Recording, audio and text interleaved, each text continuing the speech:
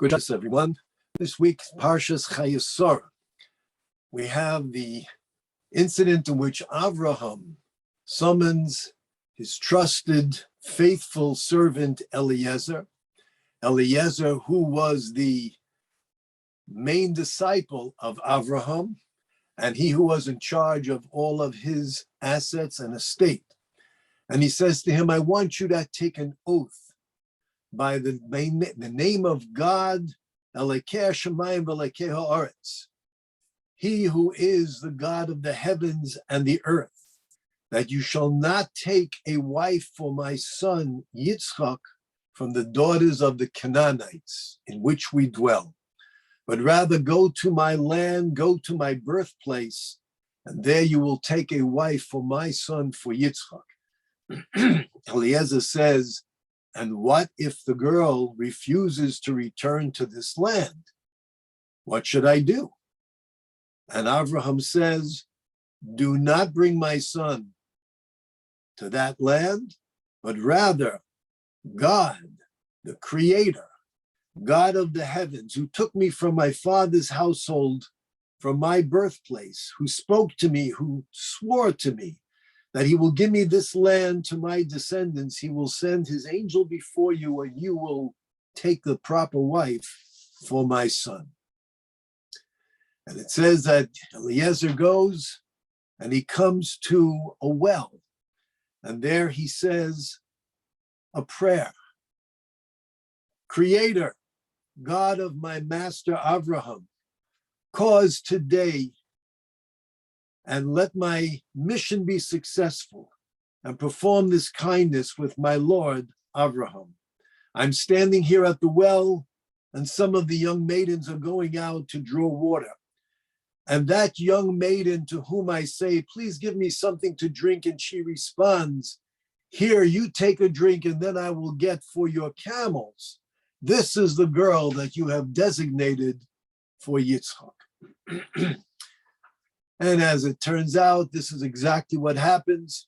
And Rivka comes and she performs this kindness, and she identifies herself as being the daughter of Isuel, a granddaughter of Nachor, who is none other than the brother Avraham.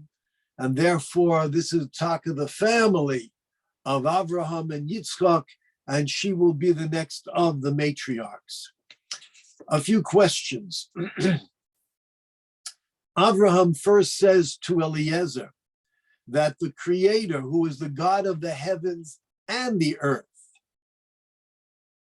I make you, I am adjudicating you, you will take an oath by his name. And then when Eliezer says, perhaps the girl will not follow me back here, should I bring Yitzchak there?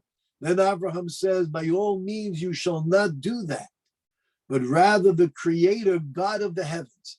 Here, Avraham doesn't say God of the heavens and the earth. He just says of the heavens. Rashi notes this. And Rashi says that initially Avraham was saying, I want you to take an oath by God, the Creator of the heavens, who is now known as the God and Creator of the earth. Because now that I have been able to engage in this mission of spreading the knowledge of God to all mankind, the name and knowledge of God is found amongst humanity. Later, when Eliezer says, perhaps the girl won't follow me, should I bring Yitzchak? He says, absolutely not, the Creator God of the heavens. Because when God took me from my father's household, he was not yet known amongst mankind as the Creator and God of the earth. He might have been known as the God of the heavens, but not that there was any unique relationship with man here on earth. This was what I achieved during my lifetime. The question is, what message exactly is Abraham trying to convey to Eliezer by informing him of this information? When I started my mission, God wasn't known here amongst mankind. He was known in the heavens. Now he's known in the heavens and amongst men. Well, that's very nice. How is that relevant to what Eliezer is being asked to do and find the bride, the next matriarch of Klal Yisrael. Eliezer asked God for a sign. Please, God Almighty, make it happen. Do this kindness with my master, with Avraham, and show me a sign that this is the right girl, that when I say to her, may I have a drink, she'll say, of course, my Lord, have a drink, and I will also fetch for your camels. Why wasn't Eliezer concerned that, yes, she might be a very nice, kind young lady, but perhaps she comes from a family of idolaters? What about she herself? What if she's an idolater? Isn't that something to take into consideration? She's a nice girl, but she worships idols and the sun and the moon. Is that who you want to bring into the home of Avraham and to marry Yitzchak? It would seem as though that's completely inappropriate. And for that matter, Avraham was adamant. Under no circumstances are you to take a bride from the people of Canaan, but rather go to my family's household. And he goes to Besuel, and he goes to Lavan. Lavan is the brother of Rivka. Is this the yichus that's appropriate for Avraham? Is this what Avraham's going to say? That's okay. She's from my family. So what if her father is an idolater? So what if her brother is a swindler? So what if he cheats people and who you can't trust him in business deals? That's all right. Don't worry about it. Here's my daughter-in-law. Here's my mechutim, my machatonim. He's a swindler. He's an idolater, but she's a nice girl. Is that what Avraham Avinu wants? And the last question is, why was Avraham so adamant that under no circumstances are you to take a girl from Canaan? Isn't there one nice young lady in Canaan? After all, Avraham brought many of the Canaanites under the wings of the divine shelter. He introduced them to the knowledge of God. You can't find one nice, fine young lady, a Canaanite, who performs kindness? Rabbi Zapyan, Zechreinu Levracha, Lev Eliyahu explains, and we find that there is an opinion that states that if a descendant of Amalek, of whom there is a biblical mitzvah that we are to obliterate them and their memory, if such a descendant wishes to convert to Judaism, we will accept them. However, a male descendant from the Moabites, and they wish to convert to Judaism, we are biblically prohibited to accept them. But here's Amalek, who came to destroy Klal Yisrael. And we are commanded with a biblical mitzvah that when Mashiach comes and we're able to identify them, that we have to obliterate their memory. But if they want to convert, that's okay. But the Moabites, Parshas Chayei Sarah tells us, when we left Egypt, and the Moabites, they did not welcome us and bring us food and water and were gracious. Therefore, under no circumstances will their men be allowed to convert to Judaism. They didn't try to kill us. They didn't try to destroy Klal Yisrael.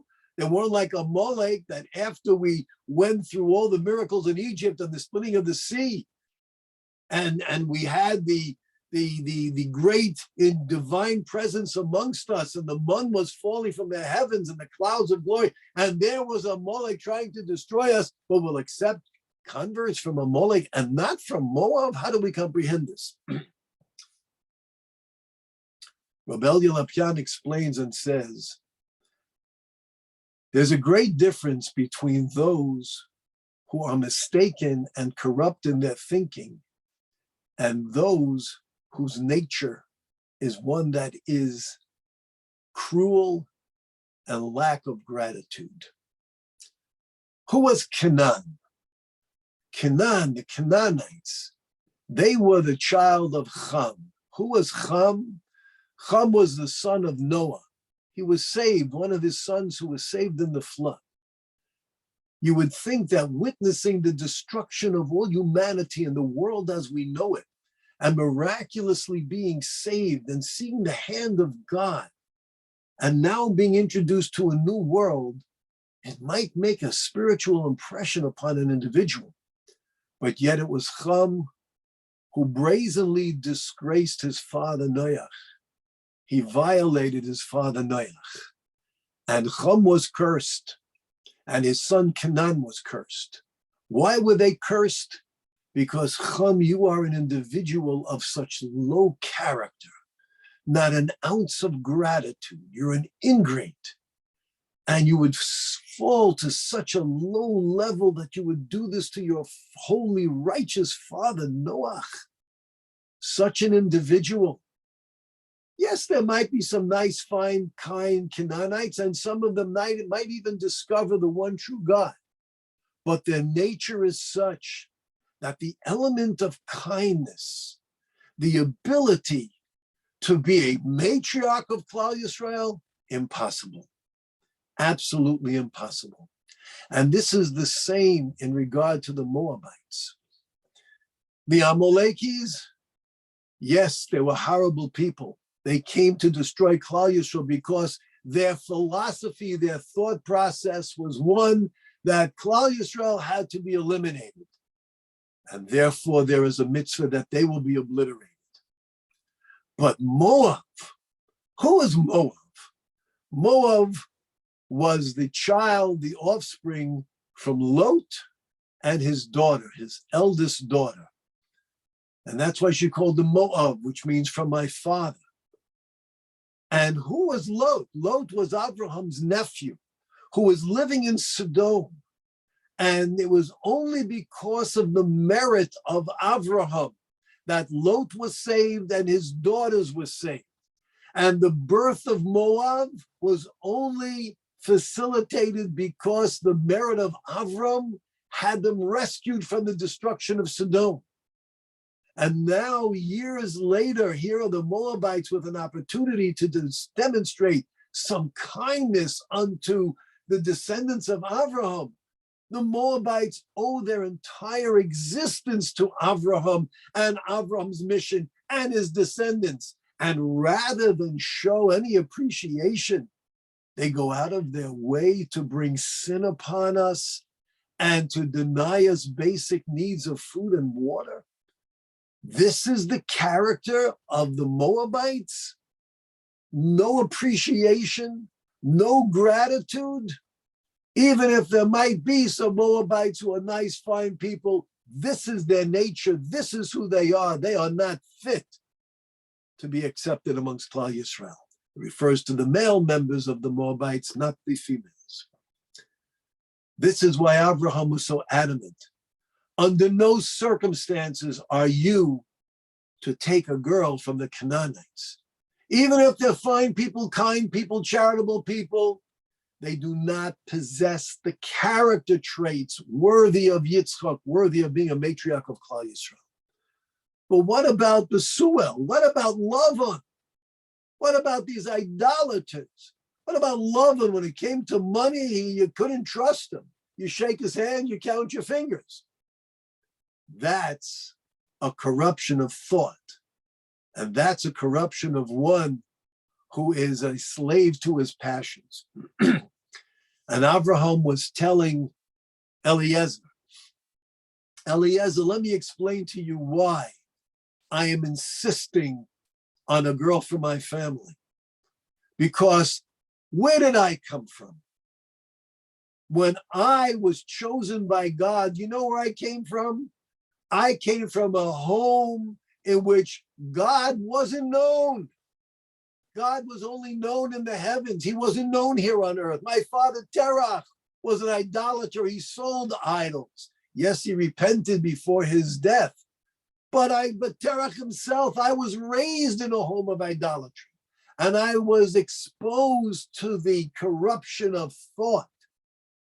But I also realize that that doesn't define, just because a person is making a mistake, they might have been raised a certain way and they weren't exposed to the truth and the true knowledge of God. That doesn't define who they are. But now I've been exposed and I have been traveling throughout the world and throughout the land of Canaan and the Middle East. And all of these people who are filled with idolatry, they've been brought under the wings and the shelter and the knowledge of God. Because the corruption of thought does not define who we are.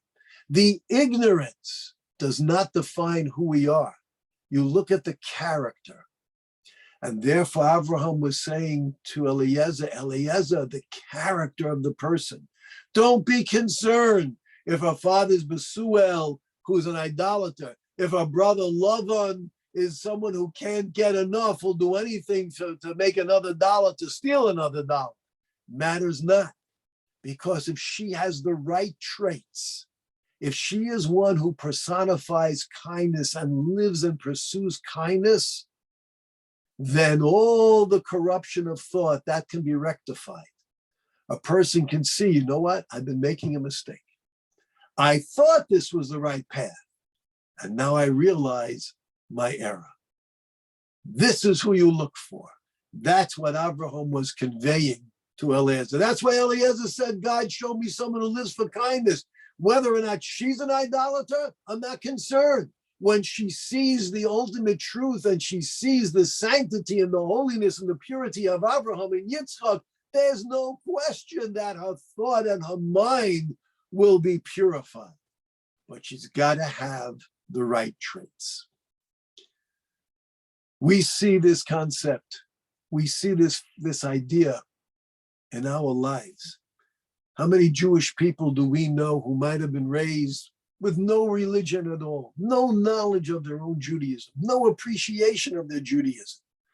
And maybe they were out marching for this cause and that cause, and maybe even critical of Israel and their own people. But that's a mistake in philosophy. It doesn't define who they are. And look at the thousands of Jews, tens of thousands of Baalei Tshuva who are returning to their Judaism because they never knew, and maybe they felt bad. Maybe I felt inadequate. I don't know. I feel estranged. I'm not comfortable.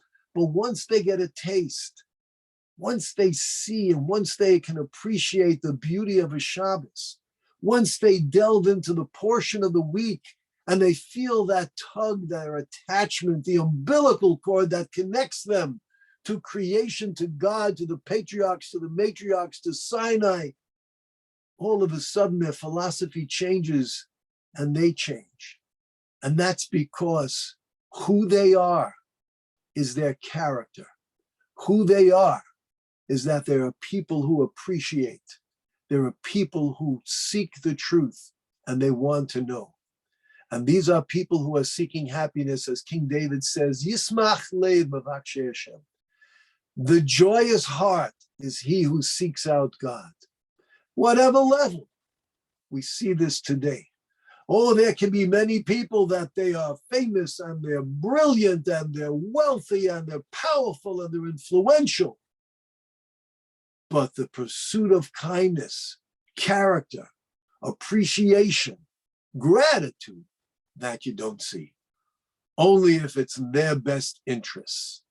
There might be plaques and there might be all types of dinners in their honor, but only when there's something in it for them.